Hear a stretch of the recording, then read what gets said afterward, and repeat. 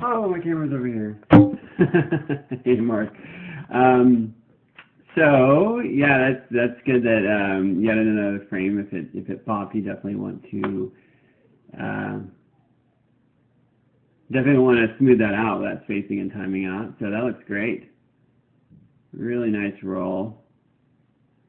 Let's see. Yeah, I think that height is perfect for that. Right there. Looks good. Looks really good.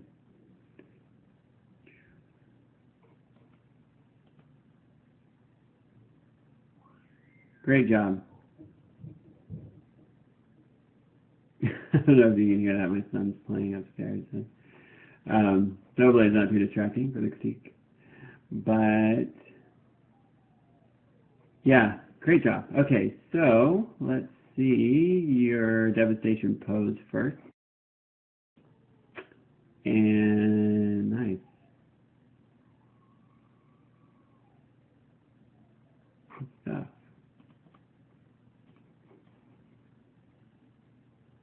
Yeah, some really interesting ideas.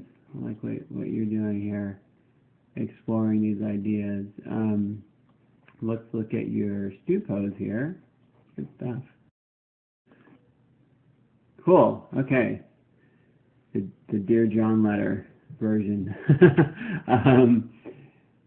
This looks good. I like this a lot. Like, I think that you're doing some nice exaggeration here with the pose, and the pose is definitely reading devastation. Like, you don't even need that letter there. Like, I don't even need that to understand that your character is devastated, and that's the most important thing there.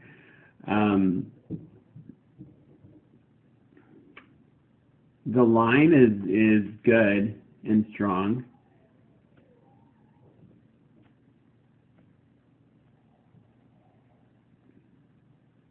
I think what I would do, and it mainly has to do with like the weight of this character, like where the proportional weight of this character, like where the head is versus the body and everything. I feel like moving this leg back a little bit more would give it a little bit more balance, and you could get a little bit more exaggeration and at the same time just by doing that.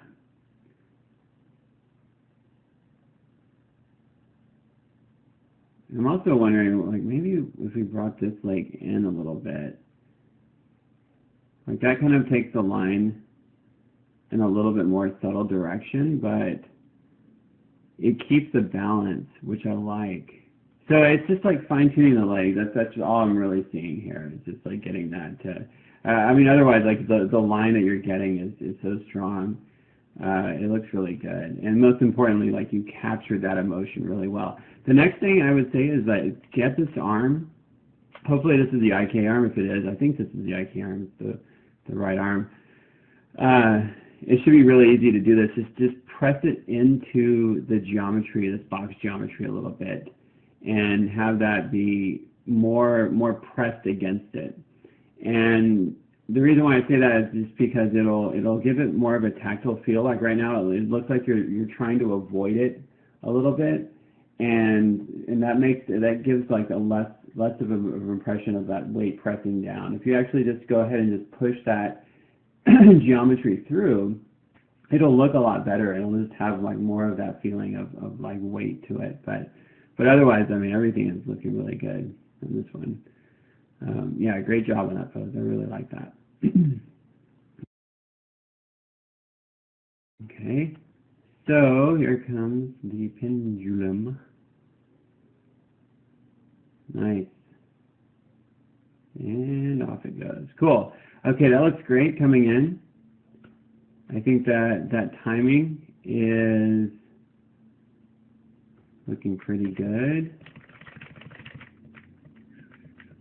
Okay, so one thing here is that, and this also it applies to the pendulum going off screen too, but anytime there's like a consistent speed that the pendulum will hit after a while, but for the most part, if it's going, I don't know what I'm doing with my arms here, but if it's going and it goes up and then goes back down. Like you'll notice that there's actually an arc that happens from the beginning over to the end. And you know, if that speed is consistent for a long time, I'm sure that after a while that arc will stay level at a certain space, which you could kind of argue is happening here because we don't really know where it's coming from off screen. Either way, anytime you can add an arc in animation, it'll add more appeal. So for here, like if we just track the ball here, you'll see that it goes